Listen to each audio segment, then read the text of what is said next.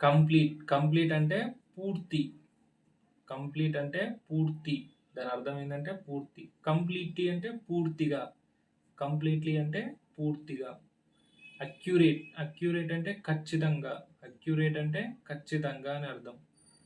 అదేవిధంగా అక్యూజ్ నిందించడం. అక్యూజ్ అంటే అర్థం ఏంటంటే నిందించడం.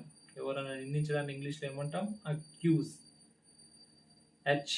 అచీవ్ అంటే సాధించడం. మనం గవర్నమెంట్ జాబ్ సాధించడం, దాన్ని ఇంగ్లీష్లో ఏమంటాం? Achieve a government job. అంటే నేను గవర్నమెంట్ జాబ్ సాధించాను.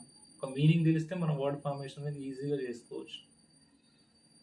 బ్రిలియంట్ తెలివైన. రాము ఇస్ బ్రిలియంట్ బాయ్ అంటే అతను చాలా తెలివైన వ్యక్తి. బ్రిలియంట్ అంటే తెలివైన. బ్రాడ్ అంటే బ్రింగ్ అంటే తీసుకొని. బ్రింగ్ అంటే తీసుకొని. మనం ఇక ఫర్ ఎగ్జాంపుల్ ఒక ఇంటర్వ్యూకి వెళ్ళాం, వాళ్ళు ఏం చెప్తారు? Bring your resume or relieving letter. అంటే మీరు వచ్చేటప్పుడు బ్రింగ్ అంటే తీసుకొని రావండి, ఏంది? Resume and relieving letter. అట్లా బ్రింగ్ అంటే తీసుకురమ్మని. బ్రాడ్ అంటే విస్తృత. బ్రాడ్ అంటే విస్తృత. బ్రోకెన్ అంటే విరగడం. మనకి ఎముక విరిగింది, యాక్సిడెంట్ అయినప్పుడు అట్లా విరిగినప్పుడు ఏముంటుంది? దాన్ని ఏమంటుంటే దీన్ని ఏమంటారు? బోన్ బ్రేక్డ్. అంటే బొక్క ఇరిగింది అంటాం కదా, అట్లా బోన్ బ్రేక్డ్ అట్లా. బ్రదర్ అంటే సోదరుడు.